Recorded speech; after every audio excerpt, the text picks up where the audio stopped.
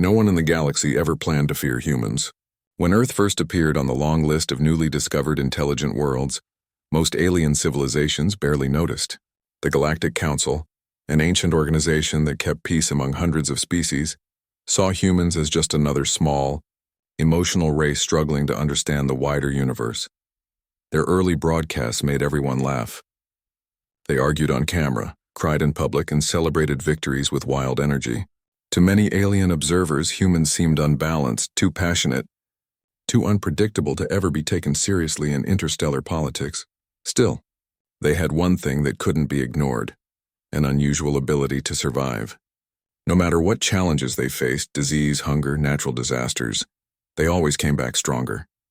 Some scientists on distant planets started calling them resilient specialists, but the term never spread far.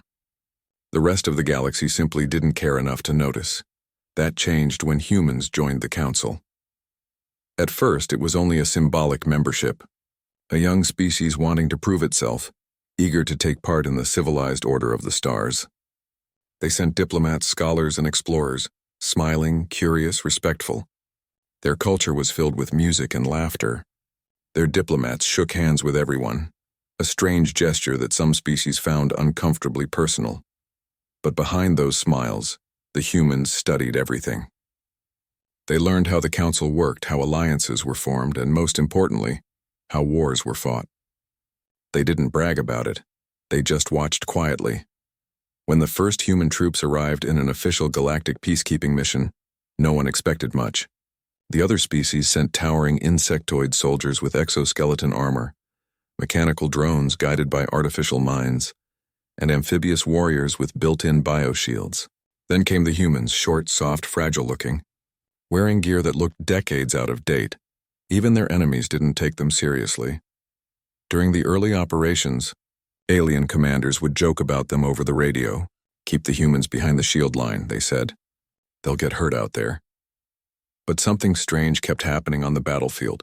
Whenever things went wrong, the humans didn't freeze. They didn't wait for orders or retreat to safety. They adapted. If communication failed, they found another way to signal. If a weapon jammed, they used their hands or tools or whatever was nearby. If their leader was down, someone else stepped up without hesitation. They worked together like a single living organism made of thousands of minds. At first, the Council thought it was luck. But after a dozen missions, luck became a pattern. Human regulars, as they called their standard soldiers, kept surviving battles no one else could survive. They didn't just complete their missions. They brought everyone home. Their way of thinking confused the other species. Humans didn't follow logic the same way. They didn't fight like machines. They fought like artists, sometimes messy, sometimes brilliant, but always with purpose. One alien officer once described them as emotionally unstable but tactically divine. The Council didn't know whether to admire them or fear them. Still, the humans remained polite. They laughed during diplomatic dinners, traded stories, and helped rebuild war-torn colonies. They sent medical ships to planets they had no political reason to help. They were the kind of allies everyone liked having around until someone crossed them. No one in the Council could forget the incident on the mining world of Kyrith 7. A local militia refused to follow orders and trapped a human unit inside a canyon for 3 days. When the humans finally broke free, they didn't respond with rage or revenge. They simply carried on with their mission, calm and focused. But the story of what happened afterwards spread like wildfire. The militia's command structure collapsed within a week, not from human attack, but from the guilt and fear that followed. Somehow humans had won the battle of hearts instead of weapons. That was when whispers began. "Have you seen the human ground forces? They fight like they were born in chaos. Don't provoke them. Even their regular soldiers are unpredictable." It was the first time the phrase "the regulars" started to carry weight. In the following years, human forces were assigned to several major peacekeeping fronts. Each time the outcome was the same. The human regiments endured conditions that no other species could tolerate. Frozen worlds, toxic atmospheres, total darkness, and still managed to complete objectives. Their endurance wasn't the only shocking part. It was the way they treated their wounded, their captured enemies, and even civilians caught in the middle. Instead of cruelty or indifference, they showed empathy. That made them even harder to understand. How could a species so compassionate also be so effective in war? One alien historian later wrote, "Humans are the only known species that can cry for their enemies and still defeat them." The council finally decided to conduct a formal study. They wanted to understand what made humans different. Researchers interviewed hundreds of human soldiers. The answers were confusing. Most said they didn't fight because they loved combat. They fought because someone had to protect the person next to them. Others mentioned something called duty or honor, but none of those words translated perfectly into galactic standard. The council eventually gave up trying to define it. Years passed, and the galaxy grew used to seeing humans on every front line. Their reputation spread, half admiration, half fear. Some planets began to model their training systems after Earth's military methods, but none could replicate the same spirit. It wasn't about the technology. It was about mindset. And then came the turning point. A large-scale rebellion erupted in the outer sectors, an organized coalition of warlords, mercenaries and exiled generals who believed the council had grown weak. Dozens of worlds fell under their control. The council responded with its best forces, but progress was slow. Communication failures, ambushes, and high casualties turned the war into a nightmare. In desperation, the council requested human support. They expected another group of regulars. Instead, Earth sent something different. The ships arrived quietly, no broadcasts, no public introduction. Their hulls were painted black with no visible insignia except for a small Earth emblem.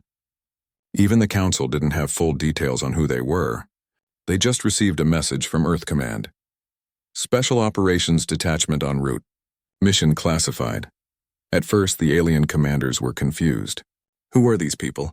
Why were they different from the usual human forces? Some assumed they were just another branch of soldiers, but the human officers said little.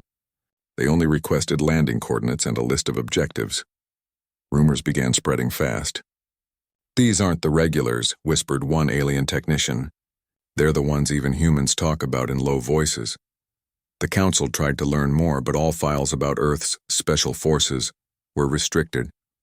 The only available data came from human history archives.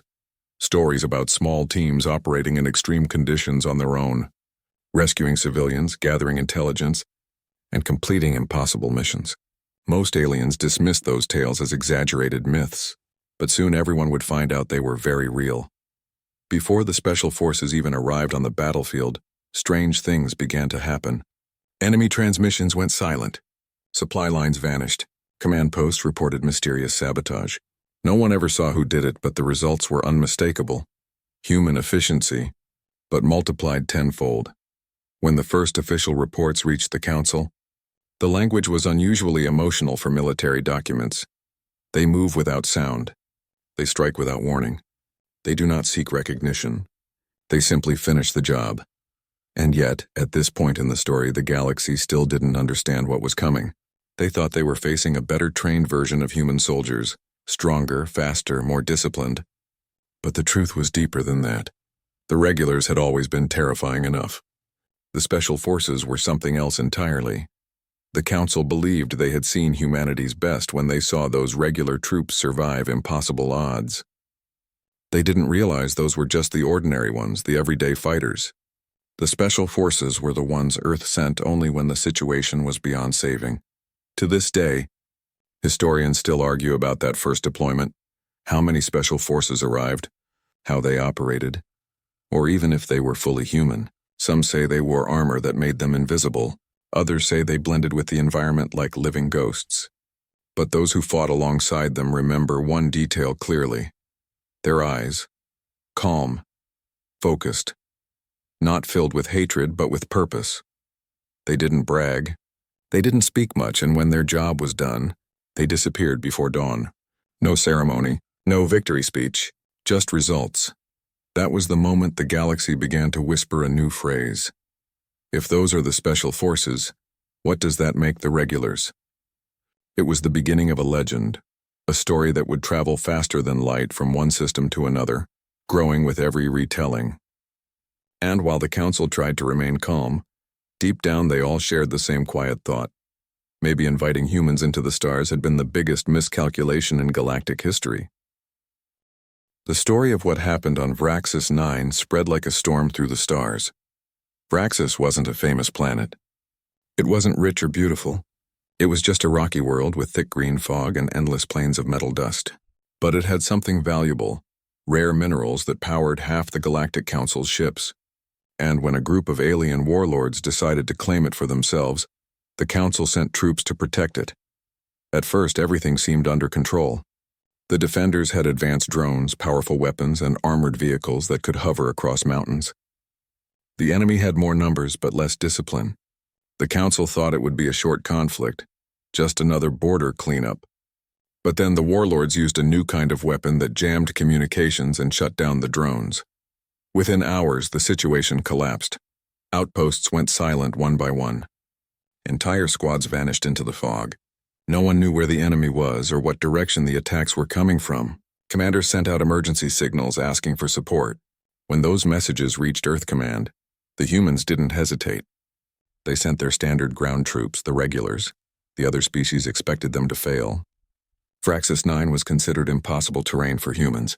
The air was toxic and the nights were long enough to freeze machinery. But the humans went anyway. They landed in the middle of the chaos with little more than their oxygen packs, simple armor, and a determination that surprised everyone. From the moment they arrived, things began to change. The human soldiers didn't panic when their equipment failed. They adapted, using their instincts instead of waiting for orders. They mapped the terrain by walking it step by step. They built shelters out of broken ship parts and found ways to use the planet's own minerals to recharge their energy packs. They didn't complain. They didn't quit. The alien officers watching them were confused. Humans worked long hours without rest, shared every last bit of food, and even made jokes while surrounded by danger. No one could understand how they stayed so calm.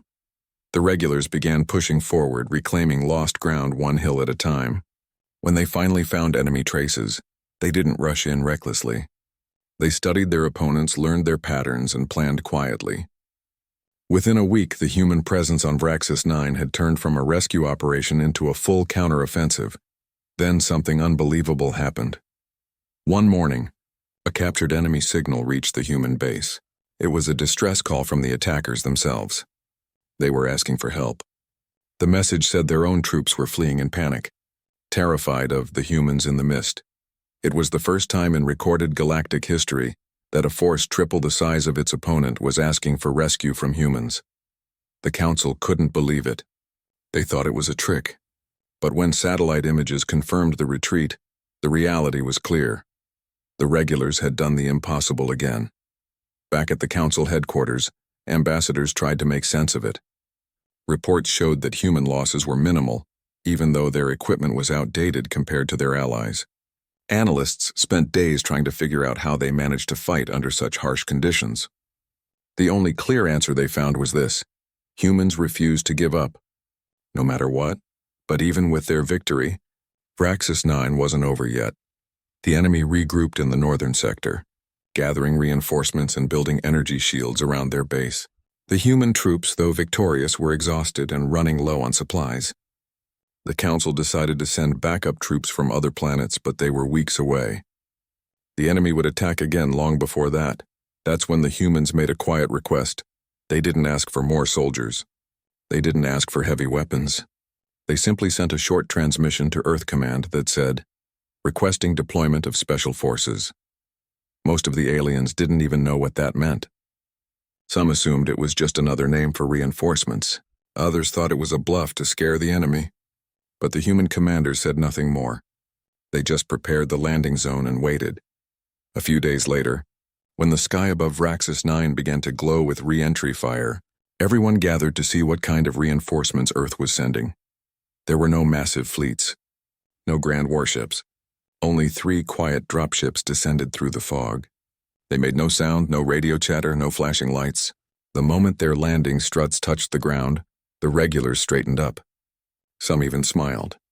The aliens didn't understand why, until the new arrivals stepped out. They didn't wear the same armor as the regulars. Their suits were darker, simpler, built for speed rather than protection. Their helmets had no visible glass. No one could see their faces. They carried light packs, no banners, and no visible rank marks. Everything about them looked ordinary, and yet, everyone could feel something different in the air. even before they said a word. The tension changed. The regulars greeted them quietly, like old friends who didn't need to speak.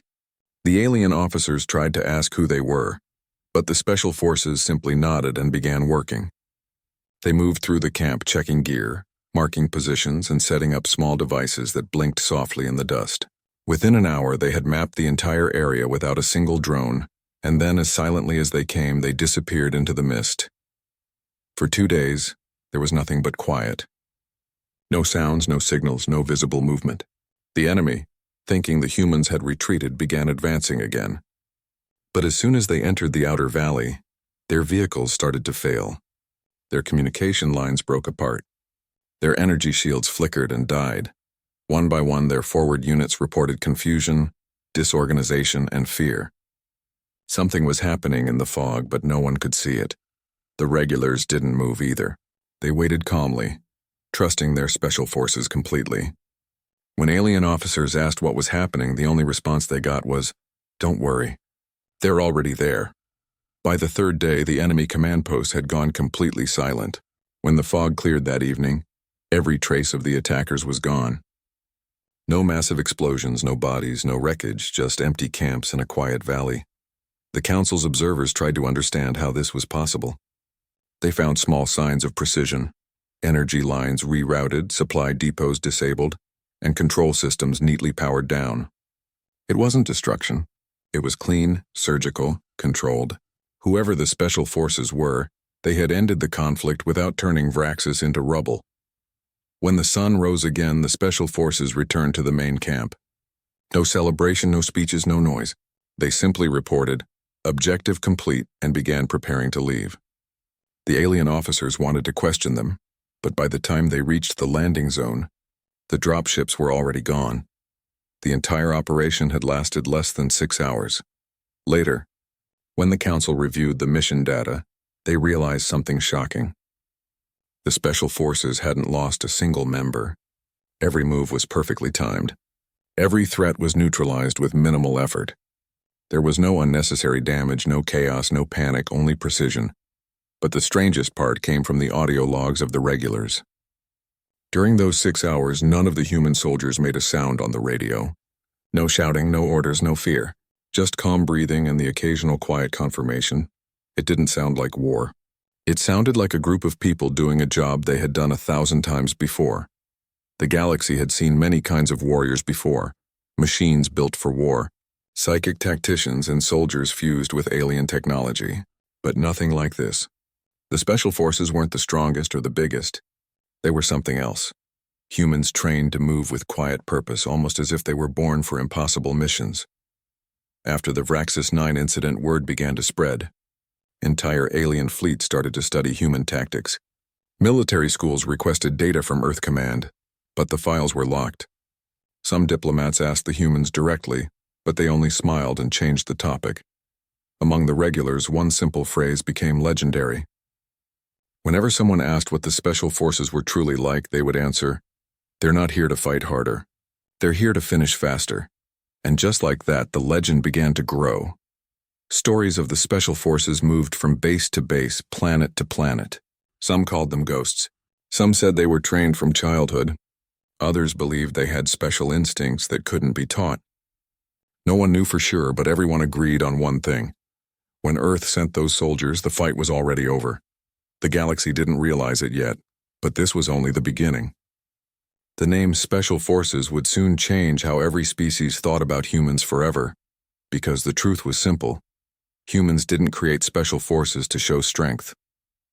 They created them for one purpose: to make sure that when peace was broken, it could be restored quickly, quietly, and completely. And for the first time in galactic history, even the most advanced species began to understand a quiet, unsettling truth. Humans didn't fight for domination. They fought to end the fight. The arrival of the Special Forces on Vraxis 9 became something close to a myth overnight. No one saw much, no one recorded clear footage, but everyone knew what happened. The enemy disappeared, the colony was saved, and not a single Special Forces member stayed long enough for a photo. They came and went like shadows. Across the galaxy, people started whispering. Every spaceport, Every military academy, every council base, everyone had a version of the story. Some said the special forces could move through walls. Others claimed they could blend into light itself. Some thought it was all a rumor, a clever trick by the humans to build fear. But the soldiers who had fought alongside them didn't laugh. They had seen something real. On the night after the mission, when the fog on Vraxis began to clear, the human regulars sat quietly around their campfires. Usually, after a victory, there would be celebration, laughter, stories, maybe even music. But this time, they just sat in silence, staring at the horizon. It wasn't sadness. It was something deeper. Respect. One of the alien officers approached a group of them and asked softly, "Who were those people?" A regular looked up and simply said, "They're the reason the rest of us get to come home." That one sentence spread faster than any official report. It carried a kind of weight that made everyone stop and think. Who were these humans that could change the outcome of a galactic war in just a few hours? And if these special forces were that powerful, what did that say about the species that trained them? Within a week, the Galactic Council called an emergency meeting. They wanted details, data, anything that could explain how a small team of humans could succeed where entire fleets had failed. But when the human ambassador arrived, they didn't bring any files. They didn't make a presentation or show off fancy technology. They just smiled politely and said, it was a routine operation. Routine. That word made every delegate in the chamber shift uncomfortably. To them, it wasn't routine. It was a miracle. But to the humans, it seemed like just another day at work. After the meeting, some council members secretly began investigating Earth's military history. What they found only made things more confusing. Humans had fought thousands of wars among themselves before they ever reached the stars. Some of those wars had lasted for generations. Yet somehow they always rebuilt. They always learned. And every time they grew stronger. It became clear that humans weren't just another warrior race. They were survivors by nature. Conflict didn't break them. It shaped them. For centuries, the galaxy had believed that evolution favored peace and stability, but humans had evolved under chaos, storms, predators, disasters, and each other. It had forced them to think differently. To them, danger wasn't a curse, it was a teacher. That same mindset shaped their special forces. They weren't trained to win through power. They were trained to win through adaptability. Every scenario, every mistake, every failure became fuel for the next mission. But none of this was written in their manuals. It was something deeper, something that couldn't be measured by logic. Meanwhile, far away from the council chambers, the galaxy's border regions were buzzing with rumors. In small outposts, soldiers began to share quiet stories of black-suited humans who appeared when things got bad. Some said they didn't speak at all. Others said they were always calm no matter the situation. The strangest part? Even the enemies began to talk about them. Captured fighters described hearing footsteps in the fog, soft voices in the dark, and then nothing. The battle would end without a sound. Many refused to believe such stories. They said humans were exaggerating to build a reputation. But deep down, the fear was spreading. It was the same kind of fear that comes not from seeing a monster, but from realizing that the monster might actually be real and human. Back on Earth, things were different. The humans didn't talk much about Vraxis 9. News outlets reported it as a stabilization mission. There were no victory parades, no grand speeches, no medals shown on screen. The special forces didn't seek fame. They just moved on to their next assignment. To them, peace was never permanent. There was always another storm brewing somewhere in the stars. But the rest of the galaxy didn't understand that mindset. Most species in the Council had lived in long eras of peace, where wars were rare and carefully controlled. They had forgotten what it meant to fight for survival, not for power, but simply to protect what mattered. Humans hadn't forgotten. That difference started to show. In every new conflict zone, the Council began assigning small human units. Not because they needed numbers, but because humans had something no other species did: unpredictability. They could improvise in chaos. They could turn mistakes into strategy. An alien commander once said, "When humans arrive, you don't know whether to feel safe or terrified." And he was right. Months passed after Vraxis 9, and reports of human operations became more frequent. Some involved rescue missions, others were peacekeeping efforts. But each time, there was the same pattern: minimal losses, maximum results. And sometimes whispers that the Special Forces had been involved again. The Council tried to keep those stories quiet, fearing they might cause panic.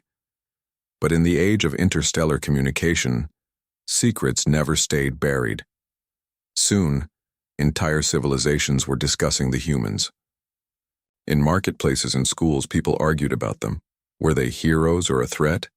Could any other species match their discipline? Some even began calling humans the apex species, not because they ruled the galaxy, but because they had earned a kind of respect that no title could buy. Yet while the galaxy was talking, the humans were preparing. They didn't see themselves as conquerors. Their goal wasn't to dominate or frighten anyone. Their special forces existed for one reason: to make sure peace could survive, even when the universe turned dark. But peace, as always, doesn't last forever. 1 year after Vraxis 9, an alliance of Outer Rim factions decided to test the Council again. They launched coordinated attacks on several colonies, hoping to stretch the Council's resources thin. In their arrogance, they made a mistake. One of those colonies had a human population. Within hours, Earth Command received the distress signal. The message was short and calm. "Colony under siege. Civilians safe for now. Requesting assistance." The Council hesitated to send more troops. The situation looked hopeless. The enemy fleet was massive, far beyond what a small defense force could handle. But Earth didn't wait for approval. They acted. This time, the Special Forces didn't arrive quietly. They came in faster ships, smaller but sharper, slicing through space like arrows. The entire operation lasted only one night. By dawn, the colony was safe. The attackers were gone, not destroyed, just gone. Their ships had left orbit, their command signals silent. No one ever figured out exactly what happened that night. When Council investigators arrived, they found the colony perfectly intact. Even the farms were untouched. The only clue left behind was a small human flag placed on the ground outside, the command building with 2 words carved beneath it: "Still here." That simple message sent a shockwave through every species watching. It wasn't a threat. It was a reminder. Humans didn't fight for conquest. They fought because they refused to vanish. For the next several months, alien news networks debated endlessly about the meaning of "still here." Some said it was defiance. Others said it was hope. Either way, the phrase became part of galactic language, a silent warning and a promise at the same time. Meanwhile, inside Earth Command, the Special Forces were already preparing for their next mission. To them, it wasn't about glory or fear. It was about duty, something no translation could fully capture. Back on the Council worlds, paranoia began to rise. Some species wanted to form new defense pacts against the humans just in case. Others wanted closer alliances with them, hoping that friendship would keep them safe. The entire political map began to shift, not because of war, but because of respect. One thing became clear to everyone: humans were no longer the newcomers in the galaxy. They were something else, something the universe had never seen before, and for the first time the Council realized a hard truth. The humans had always been polite, curious, and helpful. But now the galaxy understood what that kindness was protecting. It wasn't weakness, it was restraint. Because if the regulars were already powerful enough to change the outcome of wars, and the Special Forces were beyond even that, then the question no one dared to ask began to haunt every Council meeting. If this is what they send when they're being polite, what would happen if humans ever stopped holding back? The galaxy had feared many things before: storms, superweapons, monsters from deep space. But now they feared something far more human. They feared what would happen if Earth ever decided that being courteous was no longer worth it. And so, without even realizing it, The galaxy began to change the way it spoke about humans. No longer were they called the newcomers.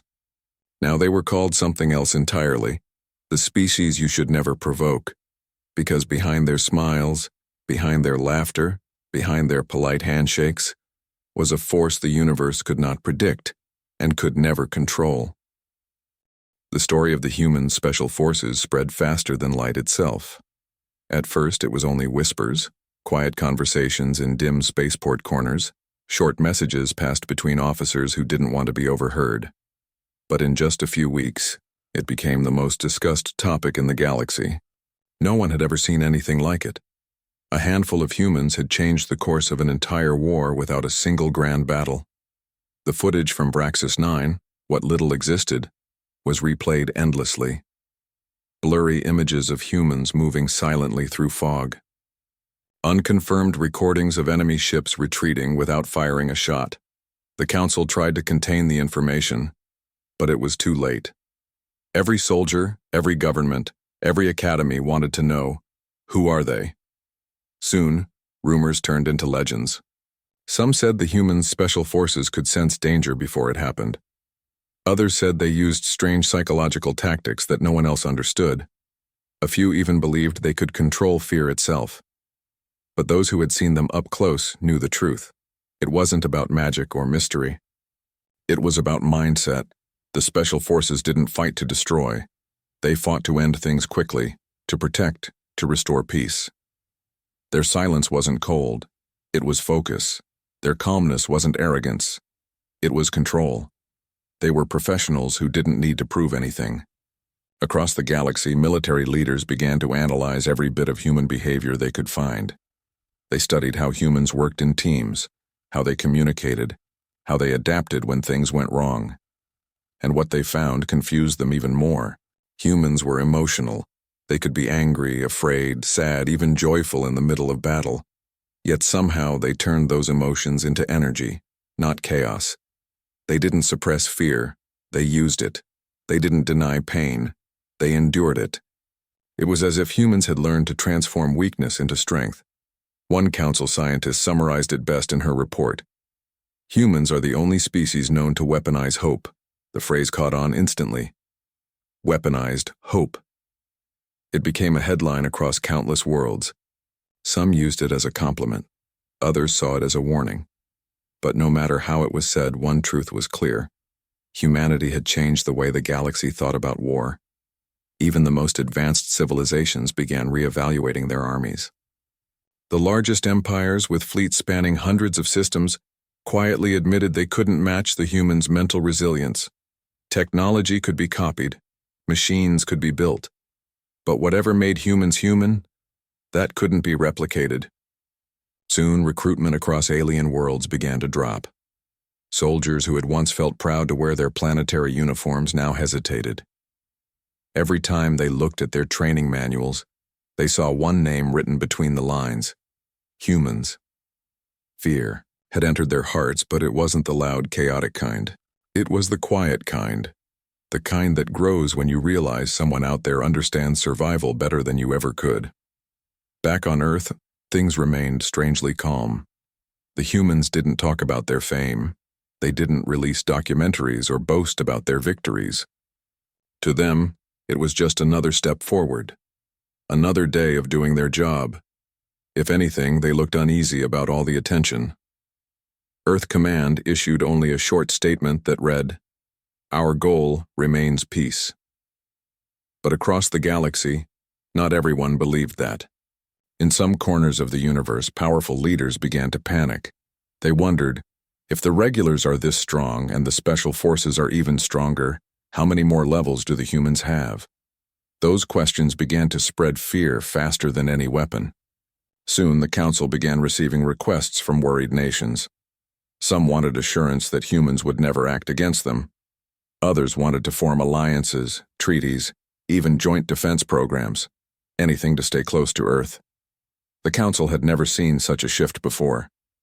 In just a few months, humans went from being newcomers to the galaxy to the species everyone wanted either as a friend or far, far away as possible.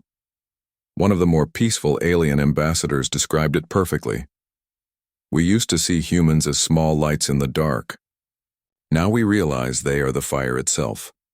For the first time in galactic history, fear didn't come from destruction. It came from respect. Every broadcast, every news feed, was talking about humans. Children on distant planets dressed up as special forces for festivals. Merchants sold badges shaped like the Earth emblem. There were songs, stories, even movies inspired by the mysterious soldiers who came from the blue world. But not all reactions were kind. Some species, especially those with long traditions of dominance, felt threatened. They accused the humans of spreading propaganda, of exaggerating their victories. A few even demanded investigations into Earth's methods, claiming that no operation could be so clean without some hidden technology or secret weapon. The truth was much simpler. Humans didn't rely on fancy tools. Their strength came from something far less visible. It came from heart, discipline, and an unexplainable drive to finish what they started. While the political debates continued, something else was happening quietly across the galaxy. Alien military schools began rewriting their textbooks. Entire chapters were added about human combat psychology. Training simulations now included human scenarios, where cadets were tested on how to react when facing human tactics. And yet, even with all this research, no one could fully understand it. Because humans didn't follow the same pattern as other species. They could be calm one second and fierce the next. They could improvise faster than machines. And they never ever surrendered until every possible option was gone. It was this unpredictability that scared the galaxy the most. One famous quote began to circulate among military strategists. "You can't predict a human. You can only hope they're on your side." It wasn't meant as a joke. It was a genuine warning. Soon, even the Galactic Council itself started to change its behavior. During meetings, delegates became more careful when discussing Earth's involvement in new missions. They avoided criticizing humans publicly. They spoke politely, cautiously, always choosing their words, because deep down, everyone knew, if humanity ever turned against the Council, no one would be able to stop them. And yet the humans showed no sign of aggression. They continued to help rebuild worlds damaged by war. They sent medical teams, engineers, teachers, and scientists across the galaxy. Wherever humans went, life improved. That was what confused everyone the most. How could a species so capable of warfare also be so compassionate? How could the same hands that fought on Vraxis 9 also build hospitals on distant moons? It didn't make sense. Not logically. But then again, humans never made sense to the galaxy. On one broadcast, a reporter asked a council analyst a simple question. "Why are the humans so unpredictable?" The analyst replied, "Because they care too much, and caring makes them dangerous." That line became legendary. It summed up everything about humanity in one sentence. The galaxy realized that humans didn't fight out of hatred. They fought out of love. Love for their home, their people, their friends. It wasn't about power or pride. It was about never letting go of what mattered most. That was something most other species couldn't understand. Their societies had evolved past emotion, relying on logic and order. But humans were different. They had both, logic and emotion, science and spirit. It made them unpredictable, but also unstoppable. Over time, the legends grew stronger than the facts. Stories of the special forces spread into the outer regions where no council law existed. Even pirates and warlords began to whisper warnings. Don't cross humans. If they come, it's already over. No one dared to challenge them directly anymore. The balance of power across the stars had shifted, quietly, permanently. In a way, the humans hadn't conquered the galaxy through war or threats. They had conquered it through reputation, by showing what could be achieved through discipline, teamwork, and heart. Yet behind Earth's calm and peaceful front, there was still awareness. Awareness that the galaxy's fear could one day turn to hostility. Humanity knew that not everyone welcomed their strength, but for now, they chose kindness. They chose patience. When asked about the growing fear, one Earth representative said softly, We don't want the galaxy to be afraid of us. We just want them to understand that we'll defend peace, even when it's not easy." Those words echoed across the council chamber. No threats, no pride, just quiet certainty. And that's what truly shook the galaxy, because power wrapped in humility is the kind of power no one knows how to face. For centuries, the council had ruled through treaties and politics. But now there was a new kind of leadership, one that didn't seek control, only balance. Humanity had become the galaxy's mirror, showing every civilization what they could be if they refused to give up. From that moment, every alien leader knew one unspoken truth. The humans hadn't just entered the galaxy, they had changed it. They changed how wars were fought, how peace was built, and how courage was defined.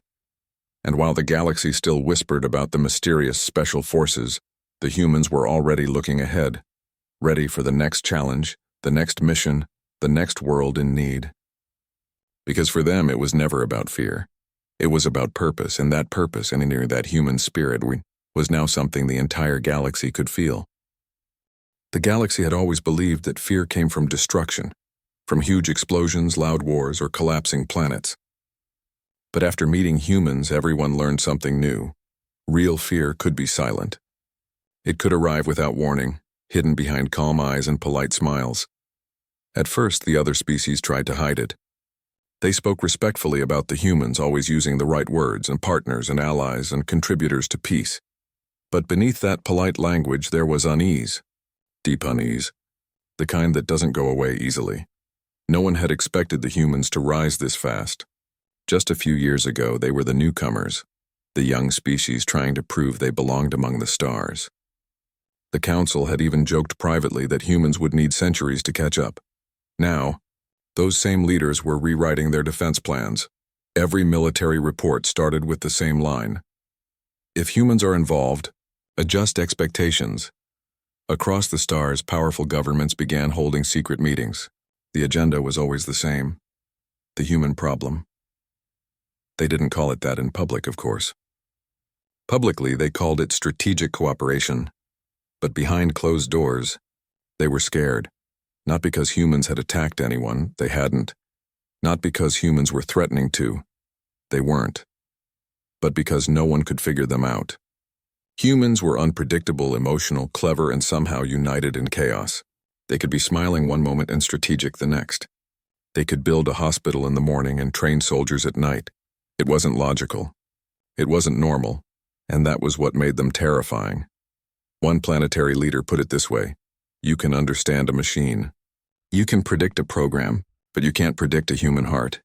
That line spread through military academies like wildfire. Officers repeated it during training. Teachers used it to explain why human strategy didn't fit into traditional models. Even scientists started to study how emotions and logic mixed inside the human brain, how passion could lead to precision. The more they studied, the more confused they became. On one side, humans were emotional beings, capable of laughter, tears, and kindness even in the darkest times. On the other side, they were disciplined, calculating, and unbelievably focused when it came to survival. It was as if two worlds lived inside each human, one full of feeling, one full of control, and somehow they worked together perfectly. No one else in the galaxy could do that. Most advanced species had moved beyond emotion, considering it a weakness, but now, watching humans succeed where pure logic had failed, many began to wonder if emotion was actually their greatest strength. That realization changed everything.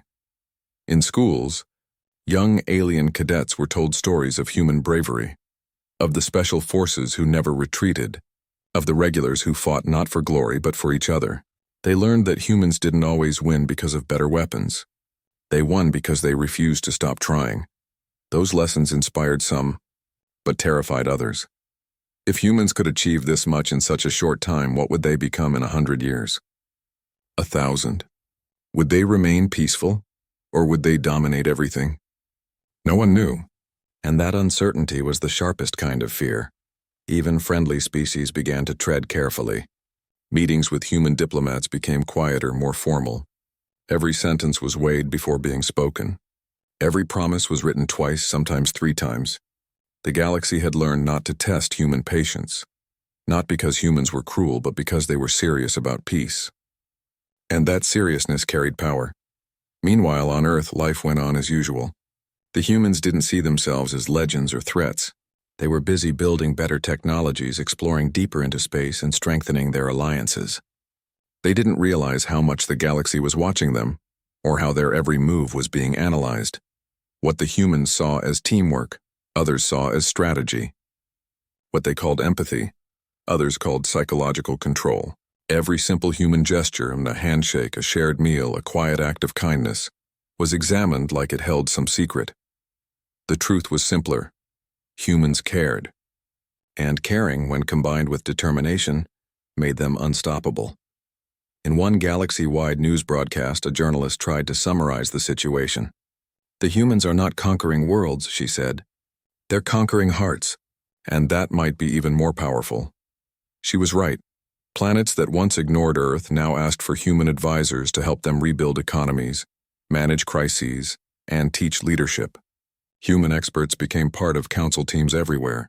Even when their numbers were small, their influence was huge. And with every success, the unease grew stronger.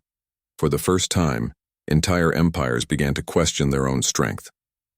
A few quietly started expanding their armies again, just in case. Others invested in propaganda, stories warning that humans might secretly want control. The council tried to calm everyone, but it didn't work. The fear wasn't about what humans had done. It was about what they could do if they ever changed their minds. Some alien leaders couldn't sleep. They imagined human fleets in orbit, human diplomats smiling while quietly planning everything. Of course, it wasn't true. Humans were too busy trying to keep peace. But once fear takes root, logic doesn't matter.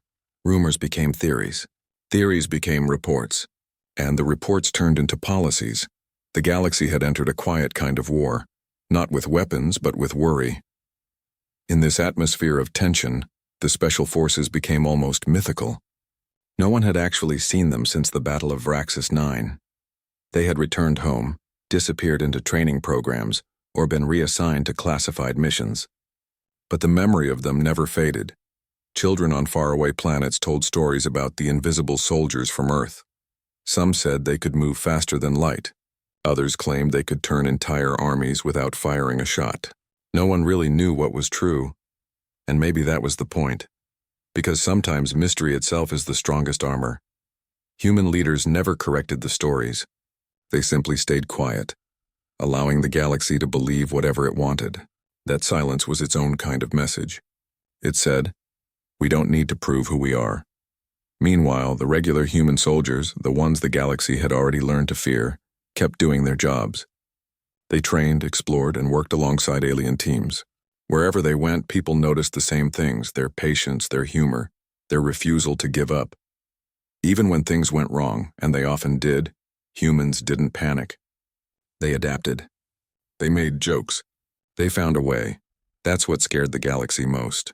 Because in a universe full of advanced technology and powerful weapons, the human's greatest strength was something no one could copy: resilience. A machine could follow orders, but it couldn't believe in something. A robot could execute a plan, but it couldn't care. Humans could do both, and that combination was something beyond logic, beyond control. Soon, new phrases began circulating among galactic soldiers. Never underestimate a human. If you're fighting beside one, you're safe. If you're fighting against one, you're done. Those sayings weren't meant as jokes anymore. They were survival advice. And so, the galaxy changed again. Borders became quieter. Skirmishes dropped. Even long-running disputes between planets began to slow down. Everyone was watching Earth now, waiting for its next move. Some called it the human pause. It was as if the entire galaxy had taken a deep breath and decided to think twice before doing anything reckless. Humans noticed the silence. Of course, they could sense the tension in diplomatic meetings, the careful tone in every conversation, but they didn't react with arrogance. They reacted with calm. When one ambassador asked a human commander about the galaxy's growing fear, the commander simply smiled and said, "We don't want anyone to be afraid of us. We just want everyone to be safe." That simple answer was played on every major news channel, Millions of beings across the stars watched it, and for a moment they believed it. Because when humans spoke about peace, they didn't sound like politicians. They sounded like people who had seen too much of war and wanted something better for everyone. That sincerity touched hearts, even among those who still felt afraid. In the following months, the galaxy began to shift again, not because of new laws, but because of quiet understanding. Slowly, species began working more closely with human scientists and doctors. Trade grew stronger. Trust began to rebuild. Still deep down, the fear never vanished completely. It stayed there, a quiet voice reminding everyone of what humanity could do if it ever had to. But maybe that wasn't such a bad thing, because fear can sometimes bring caution. And caution can keep peace alive. In the end, the galaxy didn't bow to humans, and humans didn't demand it. Instead, a strange kind of balance formed, built not on control, but on mutual respect. The Council eventually released a report calling humanity the most stabilizing, unpredictable force in the known universe. It was an odd phrase, but somehow it fit perfectly. Humans had not just entered the galactic stage, they had changed the rules of it. They showed that power could come with kindness, that strength could walk hand in hand with empathy, and even though some species still whispered in fear, deep down they also knew one truth. The galaxy was safer now, because humanity was part of it. Maybe fear wasn't the right word anymore. Maybe what the galaxy really felt was awe. And as the stars continued to shine, one quiet question echoed through every world. If this was what the years passed, and the story of the humans began to settle into the galaxy's memory like a legend told around a campfire. At first, it was just soldiers and diplomats who spoke about them. But slowly, the stories reached every corner of every star system, from glowing cities on wealthy planets to the quiet mining colonies, far out in the dark. Everyone had heard of them now, the humans, the species that arrived quietly, learned fast, and changed everything without firing a single unnecessary shot. Some still feared them, some admired them, and some simply didn't understand them. But no one, not even their oldest critics, could ignore them anymore. It was strange how fast things had changed. Not long ago, humans were the newest voice in the council. A young, curious race asking questions others thought were too bold. Now even the oldest civilizations listened when a human spoke.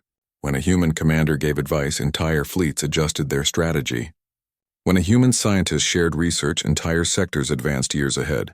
But humans didn't act proud. They didn't talk about being the best. They acted as if everything they did was normal. Like teamwork, bravery, and empathy were just everyday tools, not rare strengths. That was part of their mystery. They never saw themselves as heroes. They just did what had to be done. Across the galaxy, schools started teaching new lessons called the human principle.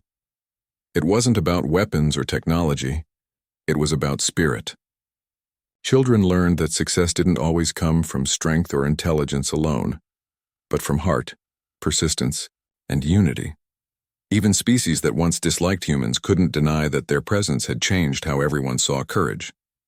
It wasn't about who could fight hardest.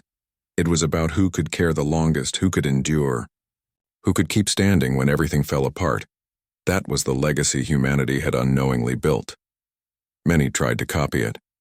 Entire academies were founded to study human resilience. Artificial intelligence programs tried to simulate human unpredictability. Some species even tried to train soldiers using emotional conditioning, hoping to imitate human determination, but no one succeeded completely, because what made humans different couldn't be downloaded or taught. It came from experience. From their history, from every struggle, loss, and triumph their world had seen long before they ever left their solar system. The galaxy eventually realized that humans didn't become strong because of technology. They became strong because they had lived through their own chaos, wars, disasters, challenges, and instead of breaking apart, they learned to rise from it. They didn't evolve in peace. They evolved in survival. That survival shaped something deep inside them, something that didn't fade even among the stars. Whenever humans worked with other species, they brought that same energy. If a colony's crops failed, humans stayed late to help rebuild the soil. If a city was damaged by a storm, humans didn't leave until power was restored. And if another world suffered a tragedy, humans sent aid not for glory, but because they couldn't stand by and watch someone suffer. That was their real power. It wasn't their soldiers, their fleets, or their special forces. It was their compassion, quiet, patient, and unstoppable. At first, some found it confusing. Why would such a strong species care so deeply about others? Why would those who could destroy choose instead to rebuild? The answer came from an old human saying that spread across the galaxy, because peace is worth fighting for. Simple words, but they carried weight. And as time went on, more and more species began to understand. The humans weren't trying to rule the galaxy, they were trying to protect the chance for everyone to live without fear, even if it meant risking themselves. Soon, there were monuments dedicated to them on worlds they had helped save. Small statues stood in marketplaces and near schools, not of soldiers holding weapons, but of people holding hands, standing side by side. Under each one, a simple inscription read, "To the ones who didn't turn away." That line became the quiet heartbeat of the new galactic era, because the humans hadn't just taught others how to fight, they had taught them why to stop. Meanwhile, the Galactic Council had changed too. Meetings that once ended in endless arguments now moved faster, calmer. Diplomats who used to shout learned to listen. Some said it was because of human influence. Others said it was because everyone feared what might happen if another great war broke out, one that might force the humans to act again. Whatever the reason, peace lasted longer than anyone had expected. The strange thing was that humanity didn't lead that peace with power. They led it by example. Their way of thinking, their sense of fairness, creativity, and balance, started spreading naturally. Even the oldest, most rigid civilizations found themselves adapting to this new rhythm. One alien historian wrote, "Humans changed the galaxy not by command, but by kindness. They didn't demand respect, they earned it." And that was true. By the time a century had passed, the stories of the special forces had become myth. Some said they were still out there guarding unknown worlds. Others said they'd retired and blended back into normal life. A few believed they never existed at all, that they were just a story humanity told to remind itself of who it was. But deep down, everyone knew better, because sometimes when a disaster struck or a pirate fleet appeared, strange rescue teams would arrive, quiet, efficient, and always wearing the same symbol, a simple blue circle around a white star. They never asked for credit, never stayed for recognition. They just came, helped, and disappeared. Whenever that happened, people would whisper, "The humans are here." That phrase alone brought calm. It wasn't fear anymore. It was reassurance, comfort, like knowing that no matter how dark things got, someone out there still cared enough to show up. In the great archives of the Galactic Council, a historian once tried to summarize the entire human legacy in one sentence. After weeks of thought, she wrote, "They came from a small world of oceans and storms, but they taught the stars how to hope again." Those words were carved into a wall inside the council hall, where every ambassador could see them. Because that was the truth. Humans had reminded the galaxy what hope looked like. Even as new civilizations rose, and new species joined the council, that lesson never faded. The humans became mentors, mediators, builders, and explorers. They didn't sit above others, they walked beside them. They became the quiet voice of reason whenever fear began to grow again. And in that way, humanity became not just a part of the galaxy, they became its conscience. There were still challenges, of course. Conflicts didn't vanish completely, but they were different now. Whenever someone tried to start a war, the galaxy remembered what happened the last time humans had to step in, and everyone paused. It wasn't because of fear anymore. It was because of understanding. They understood that humans would fight if they had to, but they would always prefer peace. They understood that humans believed in second chances even for those who didn't deserve them, and they understood that no matter how far the stars stretched, Earth would always remain a symbol, small, fragile, and yet endlessly brave. Generations later, when new explorers from distant worlds visited Earth, they were surprised by how ordinary it looked. A blue planet with clouds and oceans, simple, peaceful, almost quiet. They expected monuments of power, but instead they found communities, laughter, families, and open skies. And maybe that was the greatest secret of all. Humanity's strength didn't come from weapons or machines. It came from connection, the invisible thread that tied every person together, no matter how different they were.